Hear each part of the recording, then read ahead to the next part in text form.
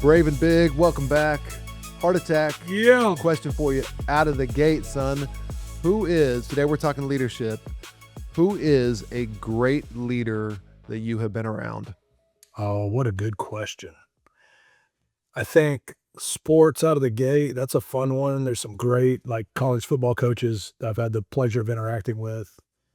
When I think about my dad, you gotta factor that in. Just a good man. Maybe the most significant leader in my life and my adulthood has been my pastor, Pastor Bill Scheer. Honestly, just saw me at 20 and saw potential. And this is what he said, and I should probably factor this into our talk today, but he said, "You can't make a mess I can't clean up."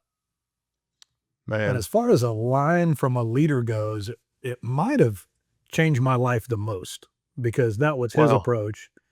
And this kind of off the cuff, but it's interesting. It probably shows his confidence in his leadership to be able to give away that kind of opportunity to a young guy that he was just getting to know. Wow. But it was enough for me to buy in, and we still go to church there a quarter century later. You know what I mean? So I think the fruit of his leadership, such a good point. The fruit of his leadership is the man you are now. I've told you this, but a couple years ago, I watched a documentary that was on a pastor who since has had a moral failure and has had a rough go of it. But as I was watching him, hear me out, but as I was watching the documentary about this guy, in college, he reminded me a lot of you, was that he was big personality. Everybody loved him. I came across with a little bit of arrogance type of thing. And then he went into ministry under a leader who worshiped him. The leader that he was mentored by just worshiped him. And I believe never molded him into or sanded down those edges. You were mentored by Pastor Bill, who saw all your greatness and didn't worship you, but was willing to mold you and sand off the edges and let you learn humility and let you lead well. And man, I look at that. I look with a different mentor, and you're taking this the right way, I'm sure, but like with a different mentor, who knows what the end result would have been. But now I see a guy who is a great leader with all of the greatness you've always had, but with wisdom and humility. And it is a beautiful thing. And I do think so much of that is because of Pastor Bill, the way he mentored you. well, a lot of kind words. It really sets up where we want to go today. So that was a great question. But that's what leaders do. I mean, that's the fruit. That idea of leadership being leaders take someone where they could not go by themselves. What a fun thing. Leadership is influence. I mean, there's great books, there are great people that speak on this, there are leadership coaches. We cover leadership really every day in the Brave coaching curriculum with all the people that we work with in so many different facets. And leadership presents itself in so many different ways. But I'll tell you, if we could just frame it like this today, I'm just going to start asking you to look at every single facet of your life through the lens of leadership. It's going to protect you. It's going to make you go to a higher standard. I mean, if you're going to Walmart, I want you walking in there thinking, I am a leader. So if someone does something inappropriate, treat it like a leader would and help fix it and make it better, not resort to that level, right? You're at your kid's soccer game. You're there as a leader. Isn't it interesting? I mean, I've been under authority.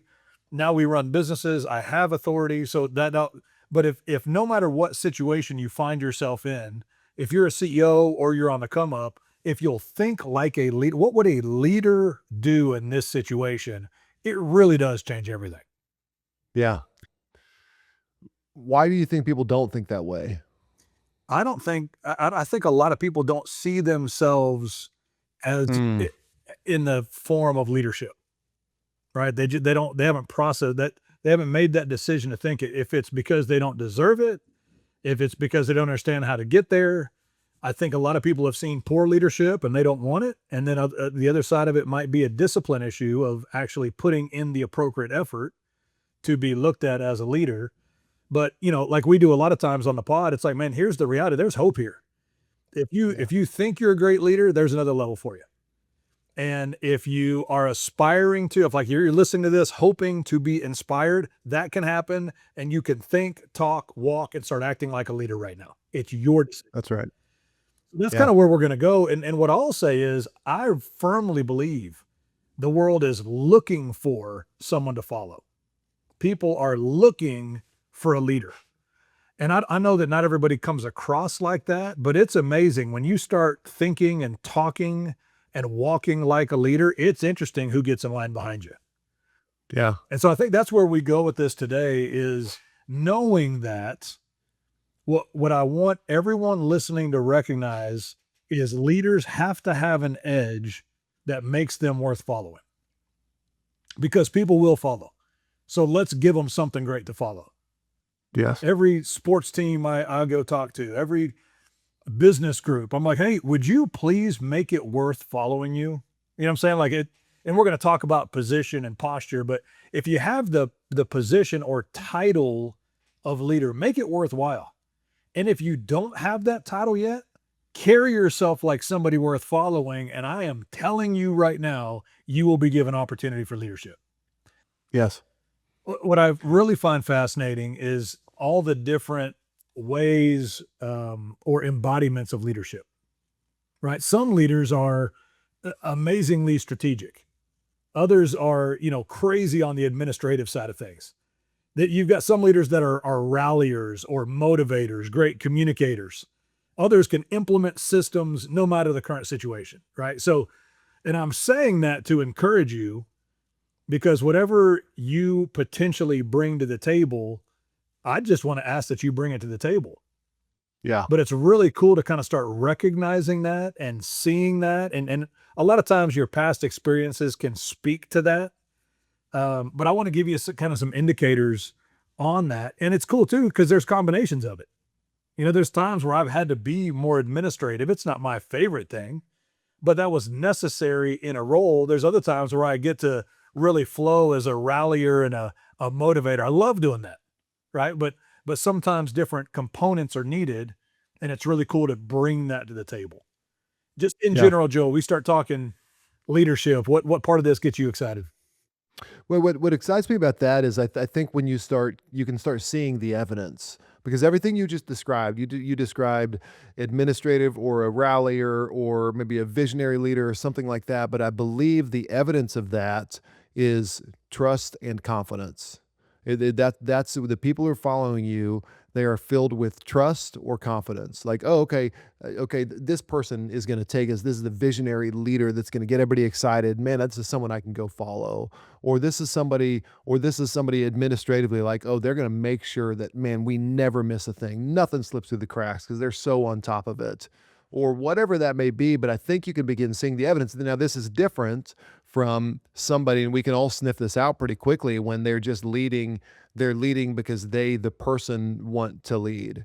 So, and that's not worth following, right? So that doesn't fill with trust and confidence. That probably fills with some level of suspicion, or it burns out quickly when you realize that they're not actually instilling trust and confidence because they're actually not leading with something worth being followed. So the thing I like about that is maybe that as an indicator is, are you instilling trust in the people who you're leading? Are you instilling confidence in the people who you're leading?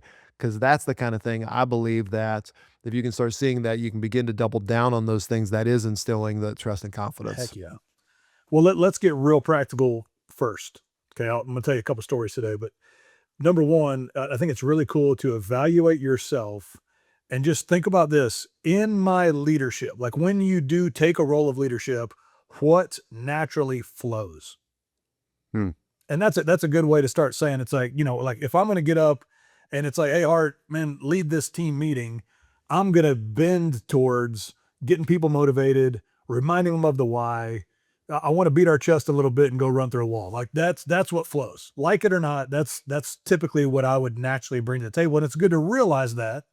So somebody that needs what I have knows how to access it. Right. But then it answers the questions like, what energizes you as you lead? Right. This is what naturally flows. This is what gets me excited. Man, I love seeing consistent progress on a team. Huh. I love it. That's why I enjoy coaching. Every single week, my aim is that we took some ground that week. I'm telling you, I'm going to have a great dinner with my family tonight because that happened 3 times on coaching calls today. We made progress. I love that. But then the third question is very interesting. I want you to ask yourself, what drains me in leadership? Great thing to know. If I have Yes. to get bogged down in details and I can do it. I can focus on some numbers. But man, I'm telling you, you want to just wear me out today. Hey, let's just talk about a whole bunch of small details and not get to interact with people and go take a hill. Right? That would drain me. So it's good to realize those things. There's two other questions I think are fun to ask, and you got to chime in on this. It's great to ask yourself, and it's great to ask other people two things. Number one, what is your uniqueness? Mhm. What do you uniquely do that most other people don't? And then the second one is, what's your eliteness? Oh, these are so fun, right? Like, I know some guys and like uniquely, they are so uniquely creative in how they approach things. I've not, if they're looking at a problem, they're seeing around corners. I didn't even know there was a corner. It's a unique gifting. I've seen other guys that are like unique at how they can simplify things. Right? It's uncommon. This is a complicated thing, and they have unique ability to simplify. Right? Then elite is, man, other people do it. You just do it better. Huh. I got my friend built a monster plumbing company around here, and his work ethic is elite. That dude, that he could do 20 calls a day, not get tired. It brings him energy. And when he's there, he works hard and fast. It is elite. Hmm. Other people work hard. Other people make calls. I've watched him do that. And he's got almost like a Michael Phelps has like a crazy like lung capacity or something. He has that Yeah. when it comes to work. Huh. So if we can start identifying some of these things, it's really amazing. And then the question becomes, Joey, if I've identified what is my uniqueness and I've identified my eliteness, why would I do anything else? So true. Get in your lane as a leader. This is what you bring to the table. So bring it and let's quit getting distracted by things that aren't your best. Do you think that it's harder to identify either one of those? Do you think either one is more difficult to identify within yourself? Yeah. And you know what? If I'm being honest, they're probably going to overlap a little bit, and I Mhm. think that's okay. Maybe the uniqueness, a lot of times you can say, well, when you actually start running this exercise, you might say, well, that might actually just be an eliteness. And I think that's okay. Right. Mhm. Because, it's almost maybe us not trying to be prideful of like, oh, nobody Yeah. else does this. Right. But like you, Joey, I would guess one of your unique abilities is to connect with absolutely anybody. Right. That's unique. Yeah. I've not seen that in a lot of people. Right? And then, so that's interesting to kind of recognize and feel but like what I would encourage everybody is don't undervalue it, don't dismiss it, Yeah. don't downplay it. I want a world full of people that recognize what's unique and elite about them, and then that's how they fire off in their leadership. This I believe, and maybe another way to say this, people throw this term around as superpower is I believe I've learned this over the years that people don't actually recognize that they have a superpower because it's innate to them. And so they just assume that it's common to everyone. So when you begin to identify or explore where you're unique, where you're elite, it may actually be a little bit more challenging than you might think because you might think that the things that you're so proficient at, which is why I like what you said, Chris, was kind of following what drains you. Let's follow your energy a little bit to find out that may lead you down the path to determine this is where I'm unique, this is where I'm elite. I like that a lot. And to your point, it's not sometimes we don't see it as that because we're just seeing that the world through our superpower all the time. That's I'm right. just Yeah. assuming everybody's very organized. Does everybody not get excited all the time? You know what I mean? So it's a great thing to realize. And so I'll tell you this, we went to Cabo a few years ago and I accidentally drugged Molly. She was worried about a little bit of seasickness. I gave her a couple pills, and then I read the box afterwards, and they're like, "You're supposed to break the pills," so I just gave her a couple more. Okay, and so Now she's 4 deep and she doesn't remember any of this amazing story, but she was asleep on the boat like weekend at Bernie's. It was awesome. But we're out there. We've been on the water for 4 hours and hadn't caught anything. Hmm. We saw a few marlin, me and the other couple, me and my friend and his wife, because my wife was asleep. But Mm. we saw some and didn't catch a thing. So I took it upon myself to go talk to the captain and just have a great conversation because I was a little frustrated without catching anything, right?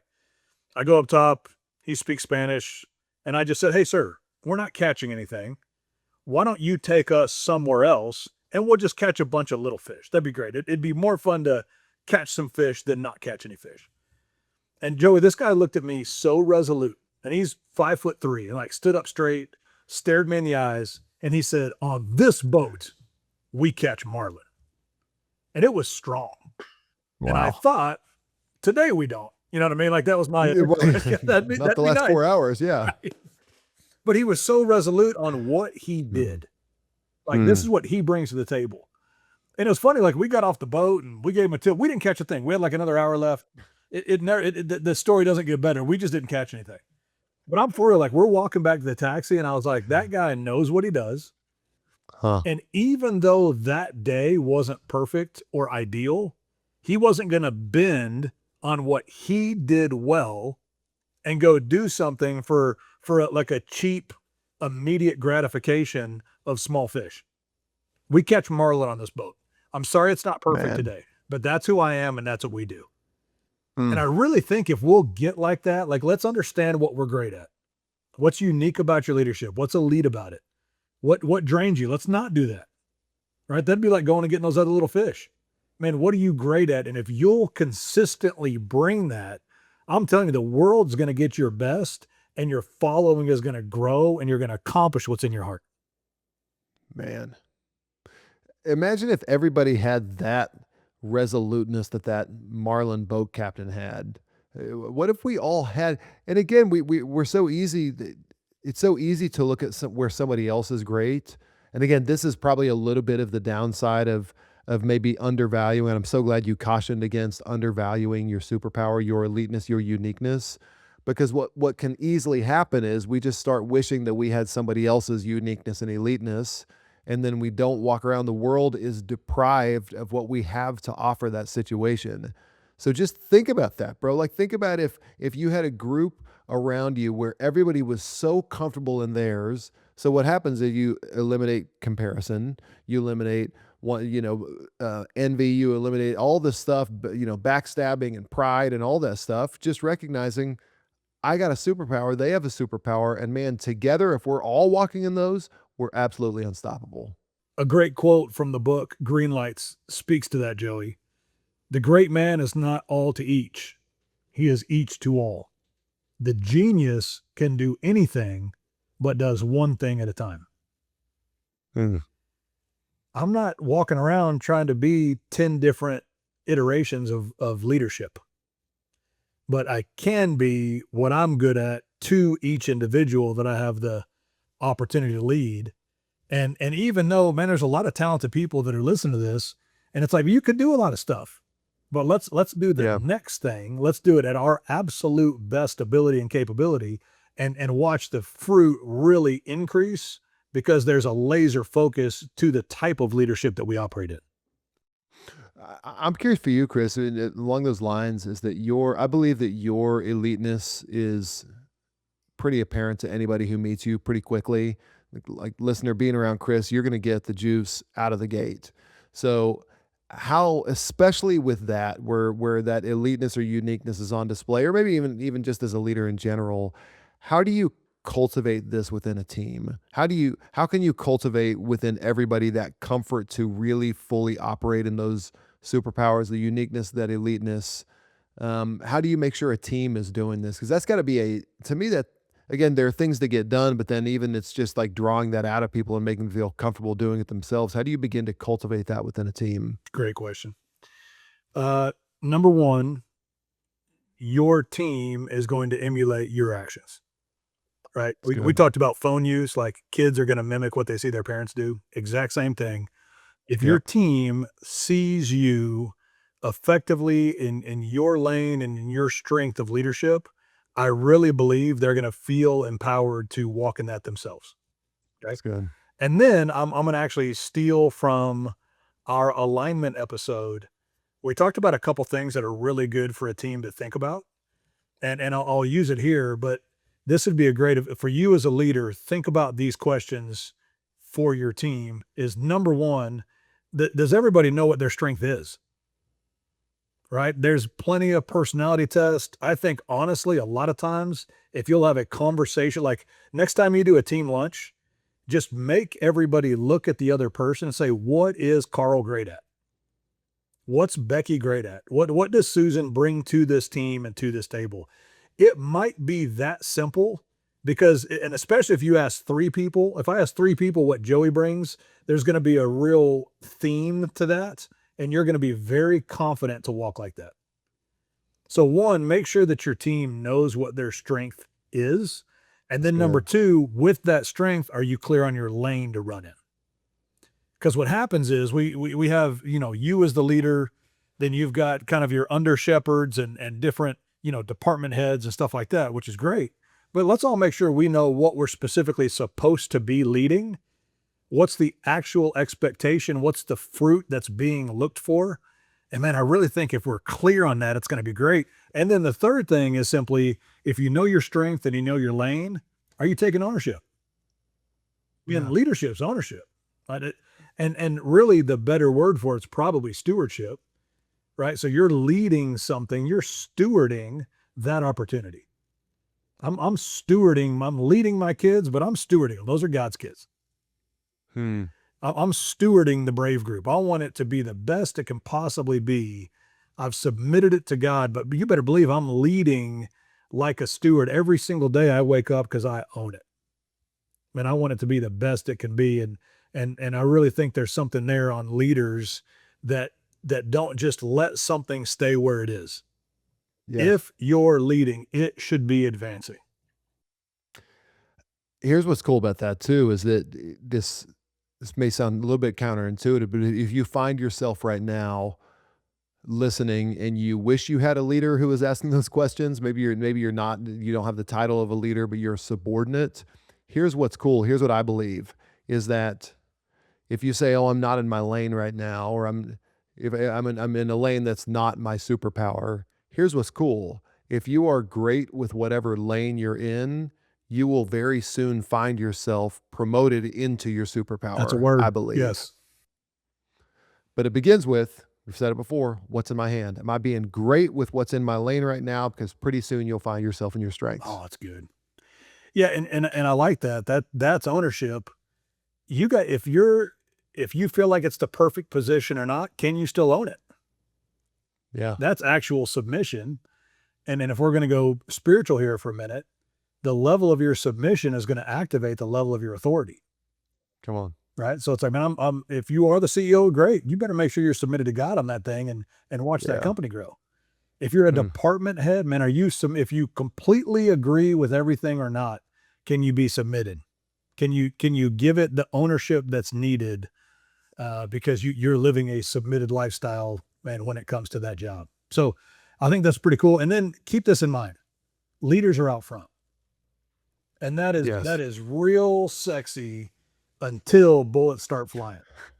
Right? Right. It's almost like, I love traveling the world until you've been on a 10-hour layover in Beijing. And it's like, traveling the world's not that. It's like, man, I want to be a leader. Right.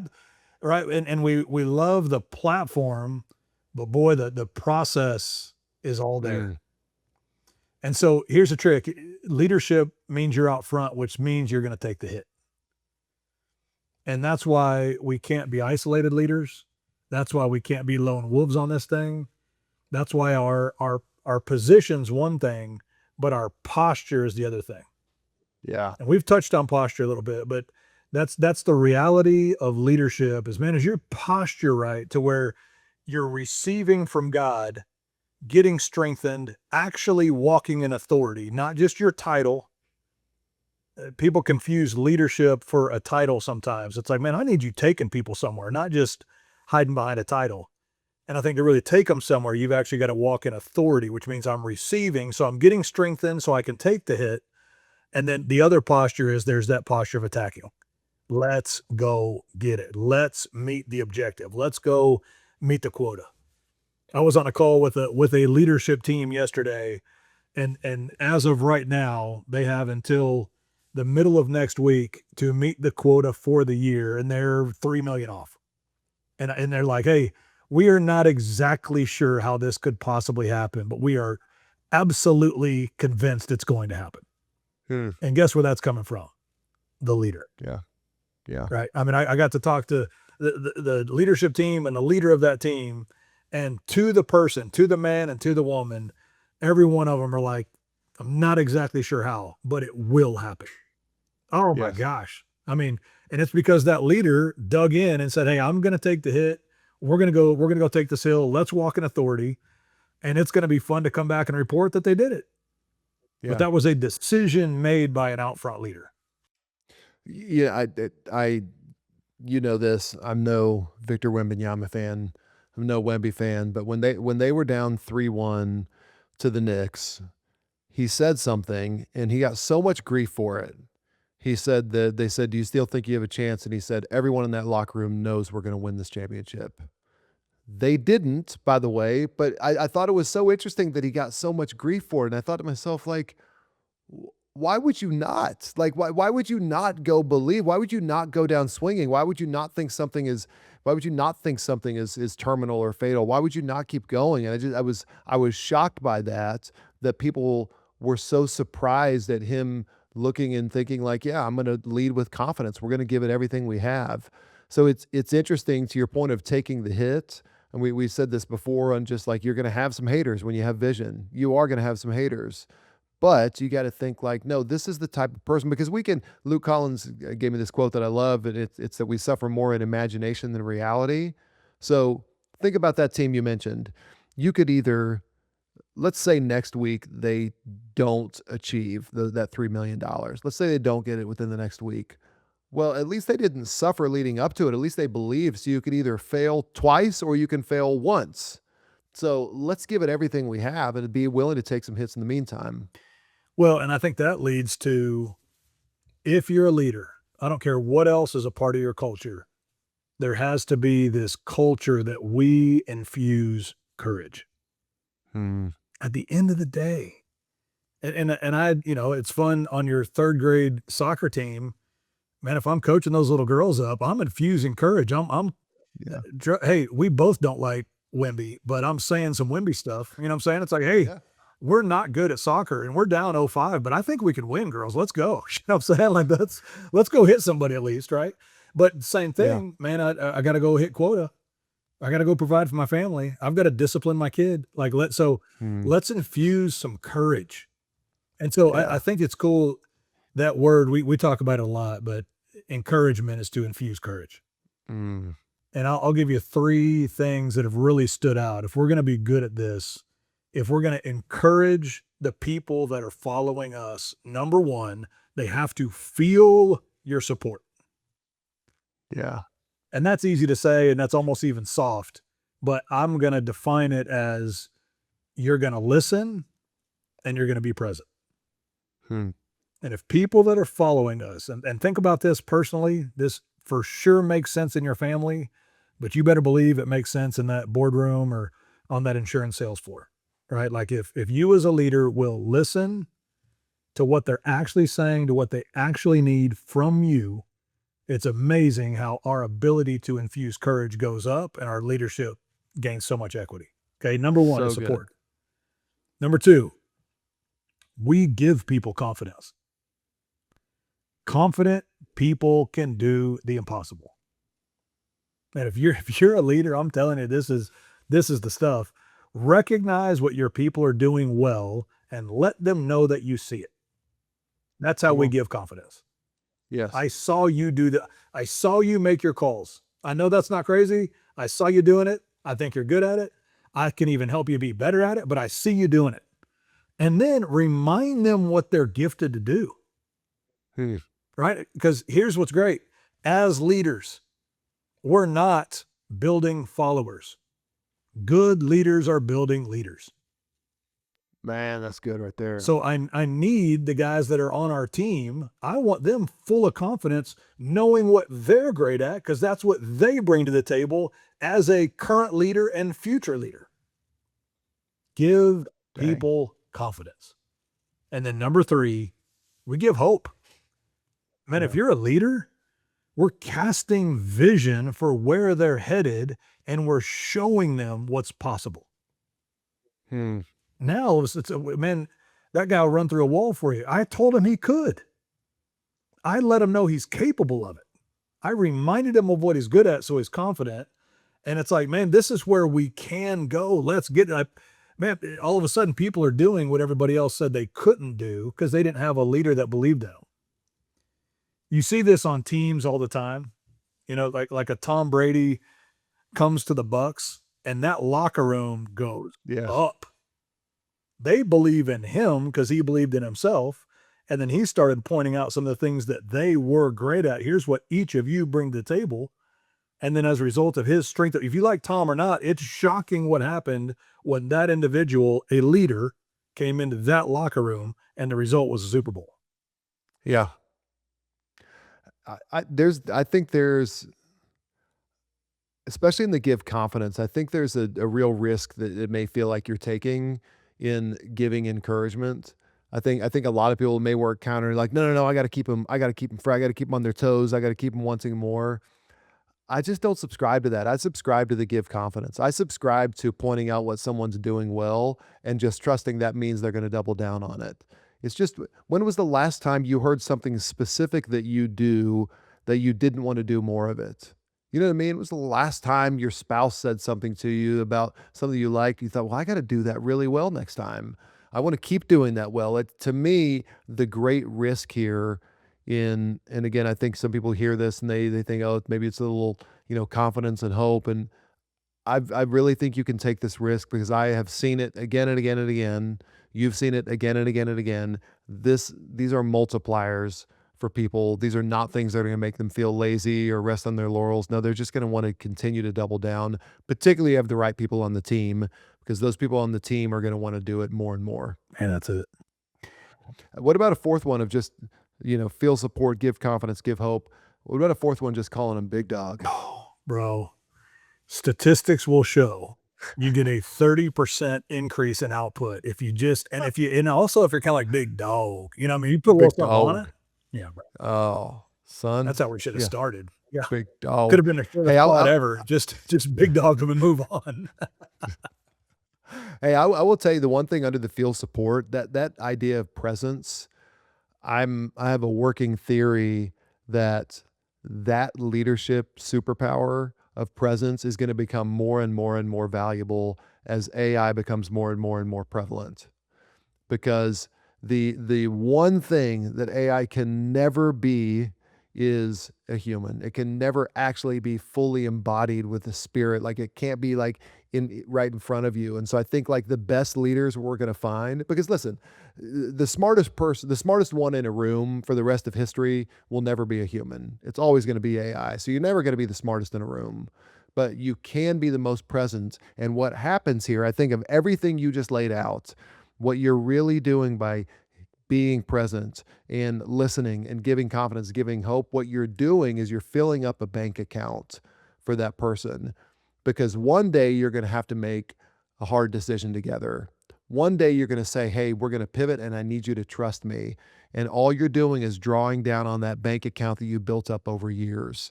And so I think this is why it's so important is that you're building, because when you're present, you're saying, hey, I care about you. You matter to me. And that's the type of person that somebody's going to follow. And so you're filling up, think about it. Even if you don't see the results, just know it's a small little deposit in a bank account that you're probably going to need someday. Oh, I love that. And you know what the reality is? I bet there's 3 of those a day. You know what I mean? This isn't Yes. hard, but somebody needs, I think about it with my kids all the time. I mean, Brave wanted to play dominoes the other day, and I'm like, oh, I'd like, you never tell me the last thing I want to do today. But if I look at it through the lens of leadership, I'm leading my son, I can be present, and I can actually add equity to his tank by saying Man. yes to that 10-minute game. Hmm.